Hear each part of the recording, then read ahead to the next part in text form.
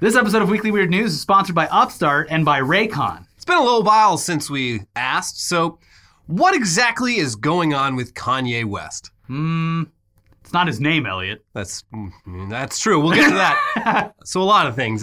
Last time we checked on him, he was living like the Phantom of the Opera in a storage closet at the Mercedes-Benz Stadium in Atlanta while he refined his latest album, Donda, and held listening parties in the stadium throughout the process. That album, which was originally scheduled for release in July 2020 before being delayed over and over and over again, finally came out at the end of August and immediately stirred up all sorts of drama due to various high-profile rappers and singers discovering that their contributions to the album had been surreptitiously removed. Donda features 27 tracks, it has a runtime of an hour and 48 minutes, and got very mixed reviews from critics, but also charted really, really well. Well, everyone was curious to listen to it. I mean, if you're going to make this much hullabaloo about the creation process, people are going to want to check it out. But I even think that the reviews that leaned towards giving him the benefit of the doubt maybe a little too much were, when you listen to it, you're like, that is this man's vision. He really went for it. This is, whether you like, and we say this a lot, whether you like to admit it or not, this is art. He's not half-assing any of this. No. You can never accuse Kanye West of half-assing. He might be assing it too much. Yeah, over-assing it. This album is clearly over-assed. So much ass. Yeah. But yeah, Kanye, he's always been a pretty weird dude, and especially during these past few years. He got really, really into Donald Trump and started wearing a red MAGA hat everywhere, but then for some reason decided to try running against him for president in a campaign that began with a total train wreck of a press conference and remained a bizarre mess for several months until it completely fizzled out. For his wife Kim's 40th birthday, he got her a deep fake hologram ghost of her dead dad. I love it. Which, by the way, he programmed to talk graciously about Kanye himself. Kim, it's so great to see you after all these years since my untimely death. Isn't your husband just the best? He's a genius. He's an artist. Also, OJ did it. This is Robert Kardashian speaking, not Kanye, by the way. Mm-hmm. And yes, OJ did it. He put a Grammy Award trophy in a toilet and filmed himself pissing all over it. That was cool. I liked that. Yeah, the man has always been eccentric, but he still finds new and exciting ways to make us ask, what the fuck, Kanye? What are you doing? And the most recent example are the masks that he's been seen wearing lately. Yeah, and no, we're not talking about the kind of mask that we're all used to wearing, though thankfully, Kanye does seem fine wearing those. Doesn't seem to have a problem with masks. Nor are we referring to the various full face masks that Kanye wore while promoting Donda, which seem to all be variations on the sort of look that an armed robber would wear. And actually, the guy has a long history of wearing outlandish masks, going all the way back to at least 2014's Yeezus tour. Those ones actually looked pretty awesome. Like something out of Squid Game, but like 7 years early. Maybe he's doing a play on the Jim Carrey's The Mask because, I mean, he does have some kind of, it looks like bipolar disorder. And that could be the next. That's really the underlying narrative of Jim Carrey's The Mask. I want to see Kanye West walking around in full The Mask makeup. Yes. But yeah, he's come a long way from the high fashion luchador look to whatever the hell he's doing now, which can best be described as Caucasian-skinned Halloween/fetish masks. And that's masks plural. Kanye found at least 3 different ways in a span of a few days to rock slightly different takes on the same extremely unsettling look. Yes, this looks like a human face, right? Nothing to see here. This is what white people look like. I mean, he's not wrong. That's not Kanye. That is just your average Caucasian male. Yeah, right this way, sir. And hold on, side note, we've been referring, obviously, to Kanye West by his birth name this whole time. But that's not his name anymore, like I indicated at the beginning of the episode. Last week, he officially changed his name from Kanye Omari West to Ye. Just Ye. No middle or last name. And I believe I am pronouncing that right, because there is some argument online whether it's Ye, like Yeezus, or Ye, like Kanye. From what I've read, I would assume it's Ye. Yeah. But then he has the Yeezus. So it's like, is he in some weird middle ground between the two? It seems like it's Ye. What if it's just yeah? Yep. He explained the reasoning back in 2018 while promoting his album titled Ye, saying, I believe Ye is the most commonly used word in the Bible, and in the Bible it means you. So I'm you, I'm us, it's us. It went from Kanye, which means the only one, to just Ye, just being a reflection of our good, our bad, our confused, everything. I haven't heard the audio from that interview, so hopefully I'm right. But okay, with that out of the way, let's look at the masks that Ye has been wearing. So first up, we've got this ghoulishly pale mask that Ye was spotted wearing in Italy, which looks kind of like Uncle Fester from the Addams Family, but even more unsettling somehow. And apparently this mask is actually from the 1964 French comedy film Fantomas, which is considered sort of like the French answer to James Bond. Great band, too. Oh, yeah? Yeah. The guy from, can't remember it. Doesn't matter. Anyway, the next day, upon landing back in New York City, Ye was spotted leaving the airport wearing this similar but very different mask. It features a much more lifelike Caucasian skin tone and more natural-looking facial features, plus some eyebrows, thank God. But this is the perfect example of the uncanny valley in action. The mask is somehow even creepier than the one before on account of its realism. That's the thing about these, is they're all, especially when worn with an actual-sized human head inside of them, very weird-looking, like unsettling. Looks like some fetish shit. Yes.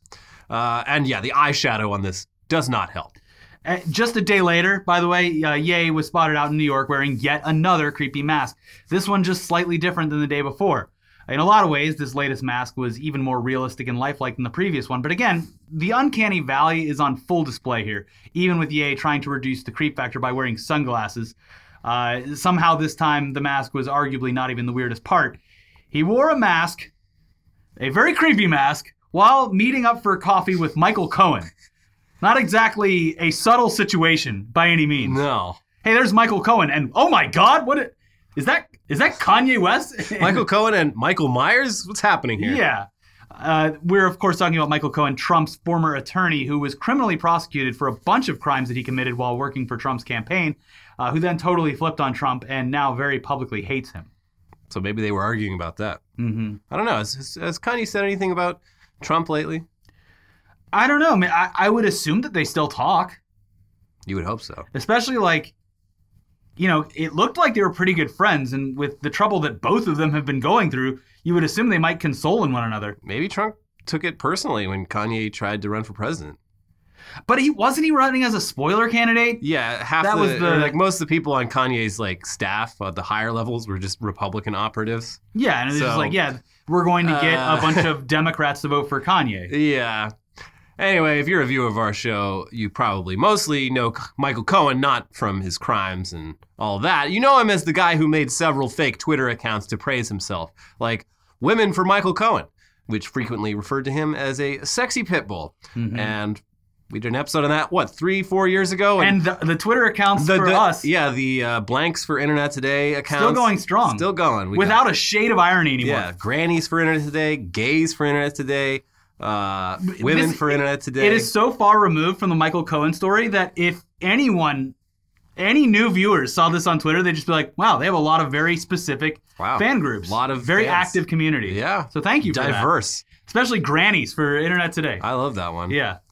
Anyway, it's anyone's guess what these two guys could have possibly talked about or even have to talk about. Mm-hmm. But it's apparently not even the first time they've met up for coffee in just the past few weeks. So they're buds. And for this latest meetup, they were supposed to be joined by New York City's likely next mayor, Eric Adams.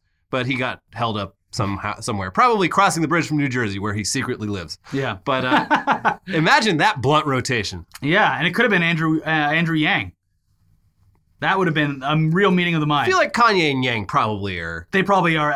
They have each other on speed dial. Yang and Dave Chappelle are really good friends, I think, which is strange. But Michael Cohen, he told reporters after the meeting, the purpose of the mask was so that people would not recognize him. Okay. The first 10 minutes we sat down, he was mobbed by people who wanted photos and to say hello. So he put on this mask to give him some anonymity, which, interestingly enough, did not really work. Well, you don't say. You mean it drew more attention? Wow. Huh. So yeah, very weird that the guy who looks like the killer in a slasher movie would draw so much attention, especially after being spotted in similar masks twice in the last 2 days. Also, Ye wore what appears to have been the same clothes for the third day in a row, but hey, maybe he's got a whole outfit or a whole closet full of the same outfit. I would say that that's probably the case, and it's probably like his branded clothing from Adidas or something. He was wearing Balenciaga jacket and then jeans. I don't know where the jeans were from, but yeah. Same outfit 3 days in a row. I mean, for a guy who's super into fashion, you would think he'd maybe mix it up. But... Have you seen the I don't know if they're the latest, but the newer version of like the sandals that he makes? I did see one looks like the Snowpiercer train. Yeah, he unveiled a new boot recently where it just looks like a bag. Like, you know, a normal shoe conforms to the shape of a shoe. This one, from the toes up, it's just a rectangle.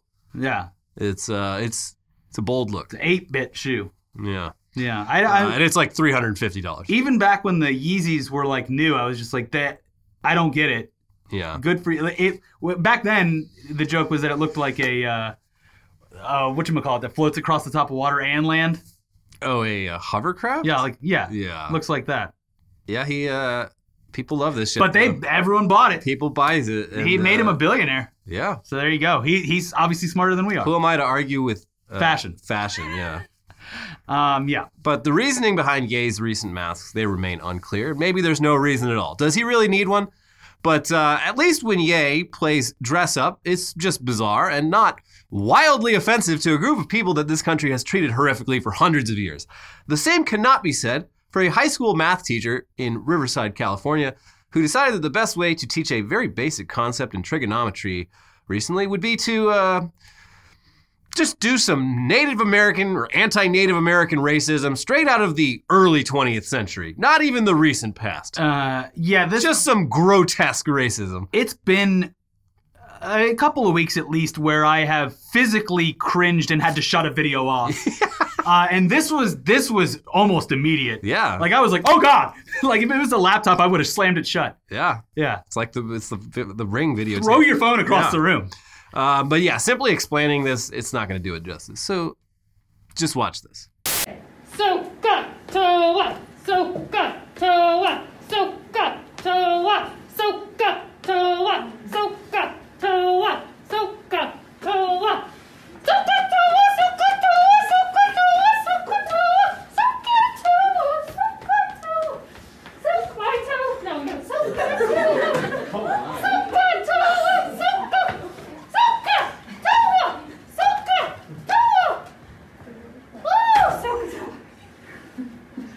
And eventually, I get to go home, and I get all of my feathers.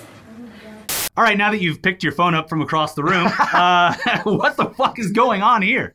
What possible reason could a math teacher have for putting on a shitty fake headdress and running around the classroom chanting some incomprehensible phrases for a painfully long amount of time? She sure doesn't look native, but hey, looks, I'm not here to judge. Looks can be deceiving. Maybe this is some important Native American ritual that this woman is sharing with her students to keep the tradition alive. Yeah, no. Obviously, that's not what's happening here. What's happening here is that she is teaching sohcahtoa, which is a mnemonic phrase for memorizing 3 different functions in geometry, sine, cosine, and tangent.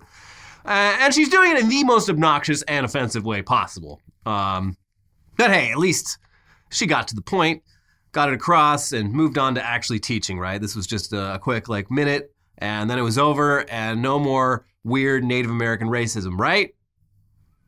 Right? Put a case on your phone. Oh, God, here we go again.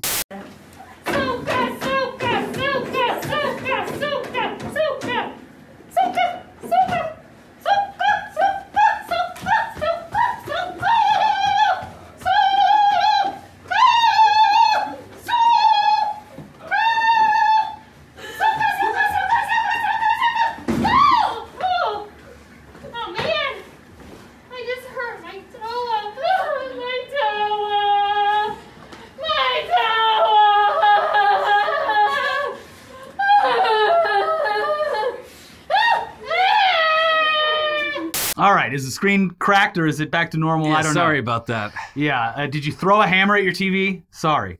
We apologize. We've covered a lot of stories on here about teachers doing something extremely racially insensitive while trying to teach lessons, usually involving slavery. But this is still maybe the most insane footage of a U.S. teacher just Leroy Jenkinsing themselves into racism that we've ever seen. The student who took the video is reportedly Native American themselves, which had to feel absolutely mortifying. And this whole incident has just completely blown up in this teacher's face and potentially ruined her career in teaching, which is not very shocking. Yeah, makes sense. Turns out she's been doing this same shit for years, and there's even a picture of her doing it in a yearbook from a few years back. Lady, you have goofed your last goof. I just love the idea that she's done this every year for her entire career, and then this one time someone's like, I'm going to go ahead and film this. Am I crazy for thinking this is wildly offensive? And the few seconds that I watched, the students... They're all cringing to death. That's what I'm saying. Like, one of them's got their head down because they can't even look. That's what I gathered from the brief moment that I was able to watch it was that the students in this video, I'm proud of them because they reacted in a way that should show this woman that this is wrong. Well, it's not even that. Like, I mean, I had plenty of teachers who did embarrassing shit that wasn't offensive, but it was still deeply embarrassing. Like trying to make the lesson fun by like, doing some sort of song or dance. But at least reacting like, hey, teacher, this is cringe, is better than dogpiling on the presumed Native American student. Yeah. Like joining the teacher and being like, hey, is that what you do at home? Yeah. Yeah. We've all seen Peter Pan. Oh, my God. Anyway, yeah, being a Native American high school student and having to see your math teacher dance around the classroom for 5 straight minutes like your entire cultural existence is just a big dumb joke, that's certainly a hostile environment to be forced to learn in. Yeah. But moving on now from classroom to workplace, here's a story about a hostile work environment that's not quite as bad as full-on racism, but still pretty damn bad. Having a coworker release rats in the office as a form of petty revenge. Here's the Irish Examiner. A disgruntled Cork County council worker was jailed for 6 months for the uniquely wicked act of releasing live rats into a manager's office. John O'Neill, 61, of Glanduff, Kilbritain, I'm going to get just ravaged for pronouncing that It's wrong. Irish, don't even try. Captured 2 large rats, drove them to his place of work, and released them in an office used as a canteen by council management in Kinsale at 8:20 a.m. on February 2. Services were destroyed with excrement when employees arrived to the premises at Rathburg Kinsale later that day. The defendant's colleagues had to clean rat excrement that morning, which was on practically every surface before Rentokil was called to exterminate the rats, Bandon District Court heard. A deep clean was then carried out of the office and damaged cables and lighting were removed. Yeah, so all told, the damage added up to around 3,000 euros. And the fact that the office could get so infested with rats so quickly did raise suspicions that the rats maybe were deliberately set free in the office. So when the police showed up and looked through security footage, they saw Mr. O'Neill showing up a little bit early to work with something hidden under his coat. And when questioned, he came clean about it and admitted that he messed up real bad. And yes, that was me. And look, I just sort of flipped out. Just sort of happened. Yeah, it's happened to most of us, But the judge pointed out that normally when people momentarily flip out, they don't go out and catch multiple live rats and then transport them to their workplace. And because that would indicate that this was a bit more premeditated than Mr. O'Neill. So you were methodical about this. You don't accidentally, spur of the moment, catch live rats and transport them. And these were prank rats, too. They knew exactly what they were doing. They understood the assignment. Yeah.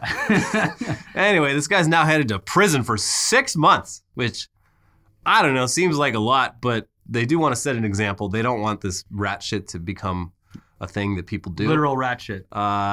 Also, I don't know, it's Irish prison. Historically, quite a bad place to be, but I don't know about these days. I smell a wonderful family-friendly romp about rats breaking him out of prison.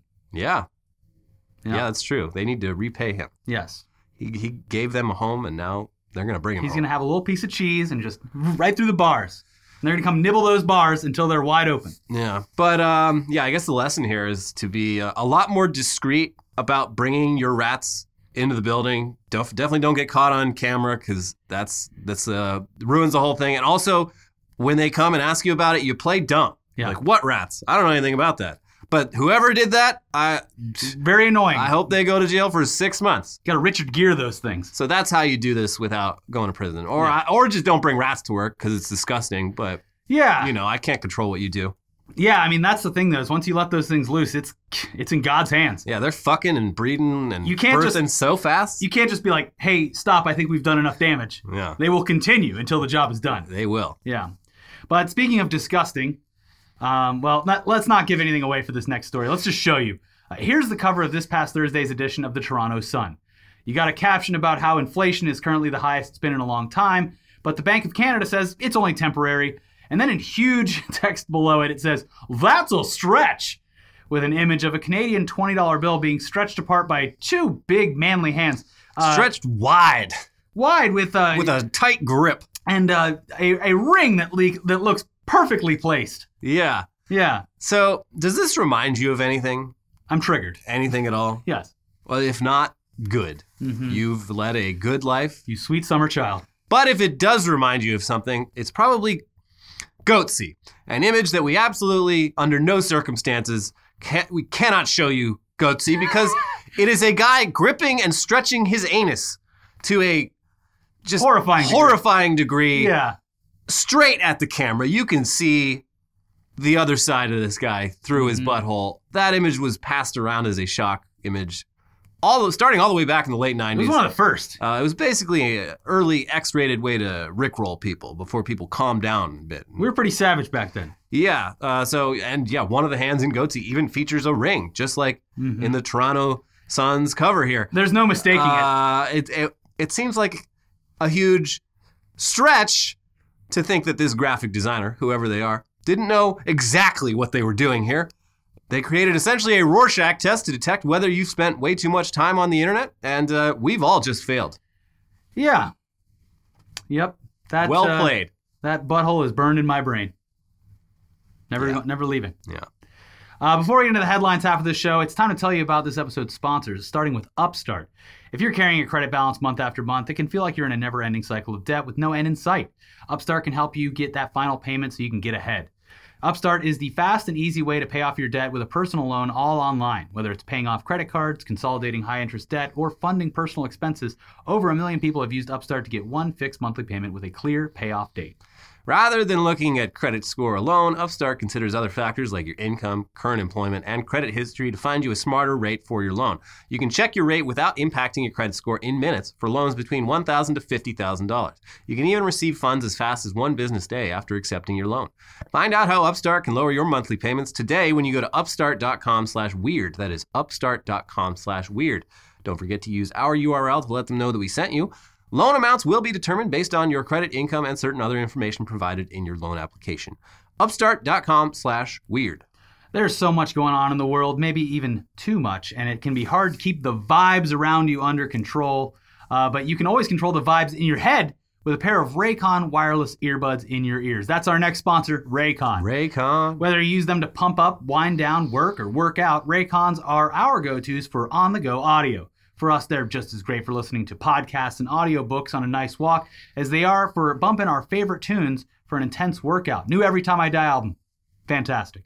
And don't even get us started on commercial air travel. The kids are crying. Yeah. Get them out of your head. Shut them down. Yeah. And Raycon's new everyday earbuds look, feel, and sound better than ever. With an improved rubber oil look and feel and optimized gel tips for the perfect in-ear fit, these are impressive before you even start listening. You get 3 new sound profiles to make sure everything you're listening to sounds its best with just the right amount of bass. There's pure mode for stuff like blues and instrumental, balanced mode for rock and metal, and bass mode for hip-hop and EDM. A little head massage. There's also an all-new awareness mode for when you need to listen to your surroundings instead. Yeah. Raycons offer 8 hours of playtime and a 32-hour battery life. There's also a built-in mic, so you can take calls on your earbuds at the press of a button. Raycons, they start at half the price of other premium audio brands, but they sound just as good. And Raycons come with a 45-day happiness guarantee. Right now, our viewers can get 15% off your Raycon order at buyraycon.com/weeklyweird. That is buyraycon.com/weeklyweird to save 15% on Raycons. buyraycon.com/weeklyweird. All right, it's time for the headlines part of the show now, starting with the proof's in the poop. Austrians have loved beer and blue cheese for 2,700 years. This is one of those great science experiments that I enjoy seeing. It's not going to hopefully not piss anyone off. Yeah. It's very interesting to find out. It's in their blood. They found there's this salt cave in Austria, and the conditions are perfect for any shit that's ever been taken in this cave going back thousands of years. It's still just as fresh as the day that deuce was dropped. And they can look at it and they're like, yeah, these Austrians, they like beer and cheese. They always have. You could pull that beer and cheese from my cold, dead hands. Yeah, we are genetically predisposed to loving beer and cheese. And the dankest cheese. The dankest, the stinkiest. Yes. Yeah, it's got a little bit of mold on it. But it's still good. That's how you know it's good. Yeah. Well, good for them. Yeah. They've been living a great life for a long time. Yeah. For the most part. Good for them. Yeah. Denver singles site had barely any women on it, lawsuit claims. Did someone click on one of those hot singles near you ads and they were like, wait a second? I think they might have. Like, this person seems so naive because it sounds like a total boomer move, like signing up for like one of those local dating sites that no one actually uses instead of all the various like big name dating sites. But this person, who's only 29, signed up for like denversingles.com, was paying like hundreds of dollars a month to be a member of it when all these other sites are free. And yeah, it took him a whole year to realize that there was like only 5 women on the site. So he wants his money back. Well, did he go on a date with any of the 5 women? I don't think so. No. I think he just threw because his at the money beginning, away. And it could be. It might sound like he wanted this to be the outcome always, to prove that there was no women on these sites, and so he filed a lawsuit or went in knowing. But like, sounds like he just got duped. Yeah. But yeah, it's a weird. I mean, kind of an embarrassing lawsuit to file. It's like I paid thousands of dollars to this company and they did nothing for me. It'd be one thing if he's like, there was only 5 women, I fucked them all. I'm done. I'm all out. But I don't think that's the case. Doesn't sound like it is. It seems like an L you'd want to take quietly, but this guy's not. Canon sued over all-in-one printer that stops scanning when it runs out of ink. That is messed up. I'd like to scan a document, but you're all out of ink. You should order more ink. Why do I need ink to scan? Well, this is an all-in-one printer, so it's really also kind of an all-or-nothing printer. Powered by ink. Yeah, it's ink. Ink has special properties that you don't even know about. It's one of the most valuable things on Earth. So they really want to, there's like HP, I think it is, because I have a printer, use it once every couple of months. Yeah. They really want to get you on this like subscription plan. Yeah, they're all, God, yeah, it's terrible. Like, and a lot of these printers, when you buy them, the actual model you're buying is like part of a subscription thing, and there's special rules about how you can change the ink out. The one time I've had to change out ink is just like, all right, I have to take a picture of the model number so that it matches correctly with whatever I get in the store, because if you're off by obviously one number or one letter, it's going to be completely wrong. I think it's HP has this insane like pay-as-you-go model where they send you the ink for free, but you have to like set up your printer so it's connected to the internet, and every time you print something, it charges you 10 cents like you're like at the library. It's fucking wild. There was a point, like, I never did this, so I don't know if it was a joke or not, but there was a point in time where people were saying that it was cheaper to go buy a new printer that came with fresh ink than to refill the cartridges. It is, in a lot of cases. Yeah. I got, the printer I got at home, I was like, I'm done with inkjet. Fuck inkjet. I just need black and white for printing documents. So I got a LaserJet printer from Costco that was like, it was like $300. But I was just like, I've had so many fucking terrible printers. Like, I'm going to buy this one that is prohibitively expensive because I'm pretty sure they actually save money over there. Like, this one's actually designed for an office and not like some schmuck like consumer for their home. And it's worked great so far. I made the right choice. You spend extra money to not have to deal with the bullshit. Yeah. Exactly. Mm-hmm. South Carolina elementary school teacher arrested after student picks marijuana edibles from reward box, according to cops. The urban legends are true. They're true. Mm-hmm. They are handing out weed candy to children despite the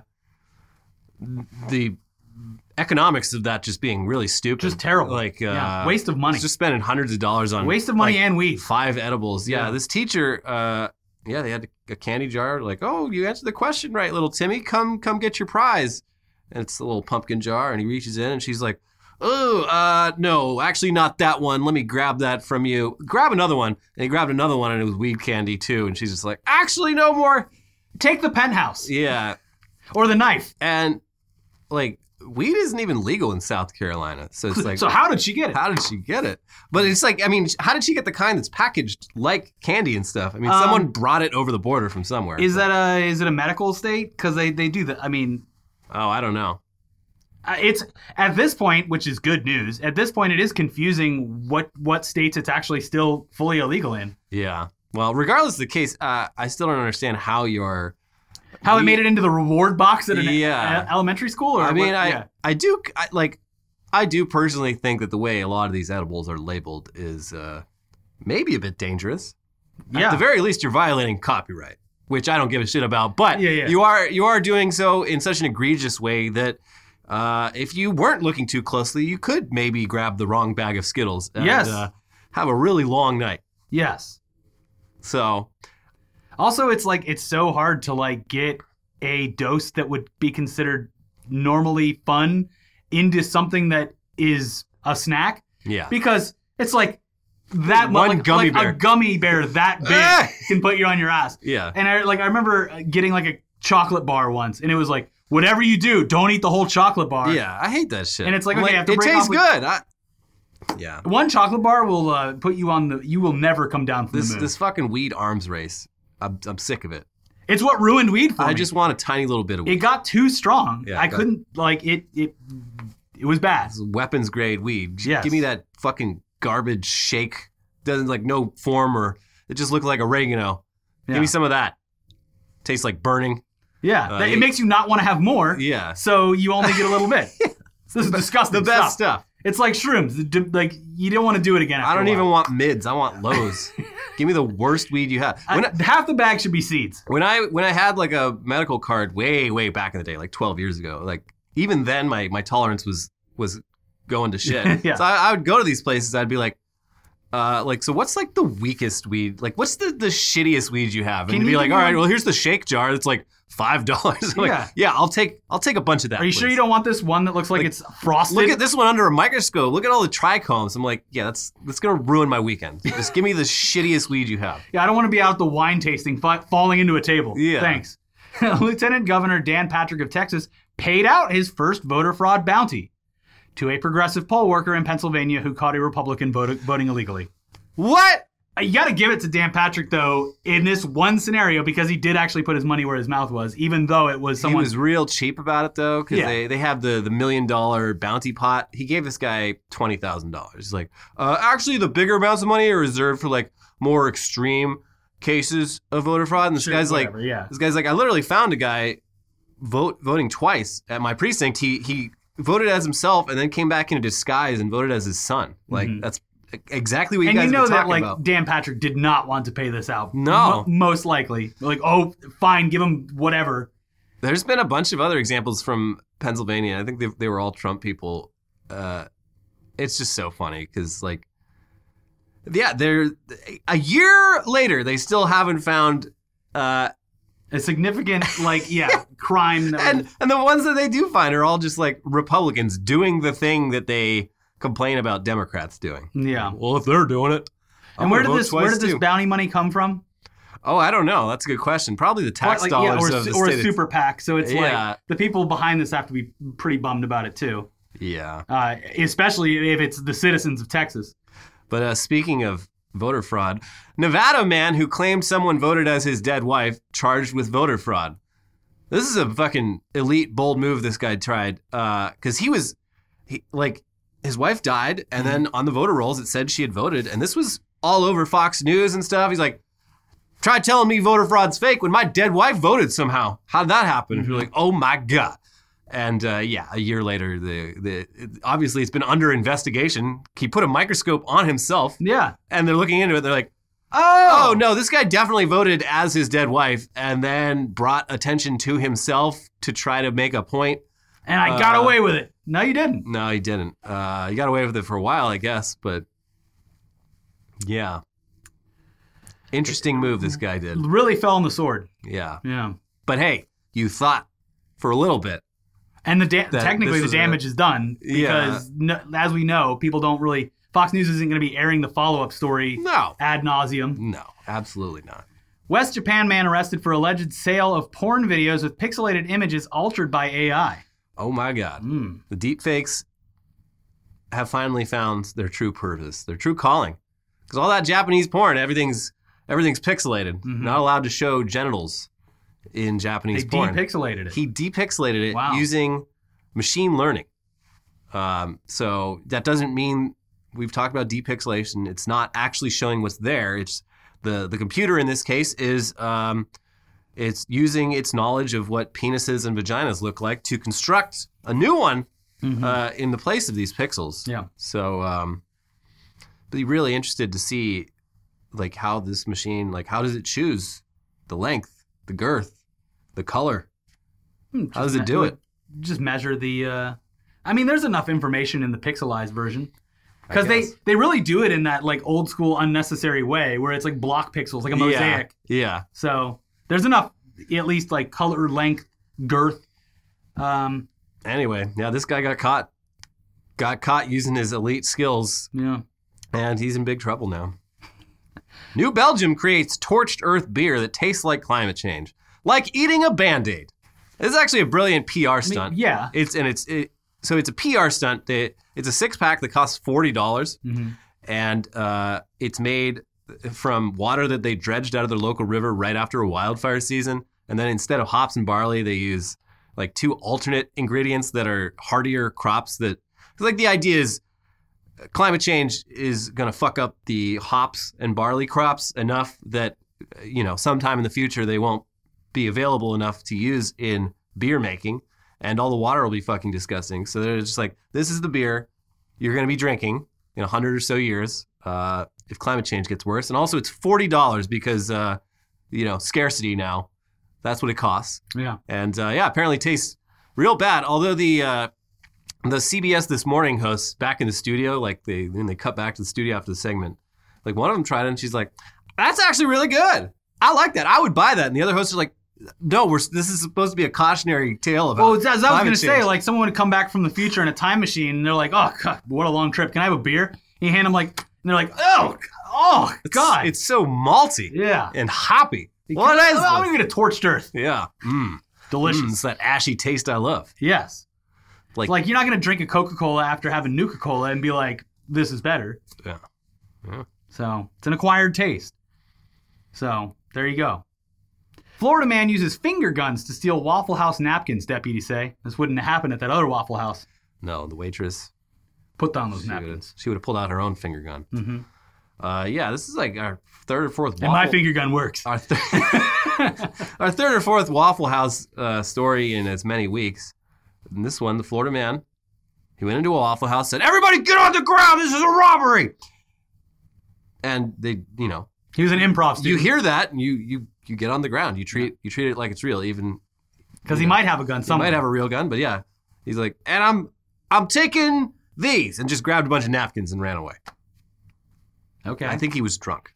Did he get away with it, or did the deputies find him? He got caught. Okay. Well, open and shut case. Yeah. I hope he doesn't get a very harsh sentence because he's gonna lose his. If he gets convicted, he's gonna lose his right to bear finger guns. They're gonna chop those fingers off. Yeah. Obama's trying to take away my finger guns. And final headline, Pablo Escobar's cocaine hippos are legally people, court rules. Is this like a non-extradition kind of thing where they're like, they've lived here long enough, you have to keep them here? So it's like, you know, these hippos are not natives of South America. Pablo Escobar had 4 of them. They've now bred out of control. There's hundreds of hippos. They're real bad. They're invasive species. They're fucking up the water supply with their big dumps. And they're dangerous. Hippos will absolutely kill you if given the opportunity. So Colombia's been trying to figure out what the fuck to do. And they're deciding between euthanizing all of them or chemically like castrating all the males by shooting them with like a dart gun that makes their balls shrivel up. And so this, I don't know, there's this environmentalist group in the U.S. who sued to... I don't even fully understand what this is, but basically they got the court to recognize that hippos, legally speaking, are people who have a case, which is pretty groundbreaking. It's the first time the U.S. has ever done such a thing. I'm more worried about that gun that makes your balls shrink. Yeah. When are they going to use it on people? Or have they used it already? It's way scarier than Havana syndrome. Yes.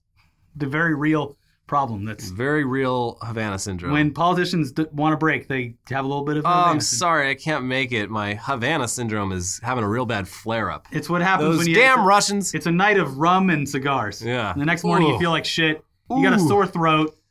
Man, the Havana syndrome's really got me this morning. I'm gonna need a Bloody Mary to clear up that Havana syndrome I've got. Yes.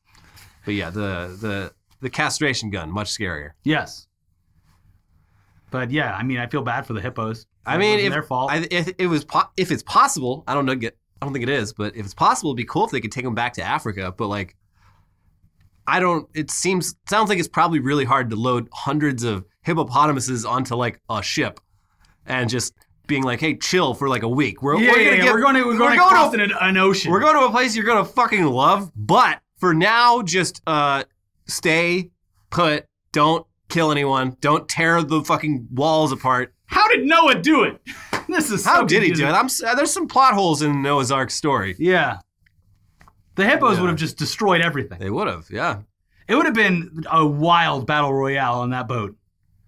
That'd be a cool video game. Yeah. Noah's battle royale. Noah's Ark. Only one species can survive. Exactly. And it's always humans. Yeah. Mm-hmm. Well, I don't know. Well, until Ancient humans? 2050. Yeah. Yeah, that's the deadline. Anyways, then we're all drinking Torched Earth. Delicious torched earth. If you haven't already seen our most recent episodes, we have a new episode of Tech News Day, and we also have an episode of News Dump where we, not much new information has come out about the Alec Baldwin thing, but pretty much everything that we covered in that story is what has come out based on text messages from union members. So check both of those episodes out. Subscribe to the channel, leave a like, leave a comment, and we'll see you soon. Bye.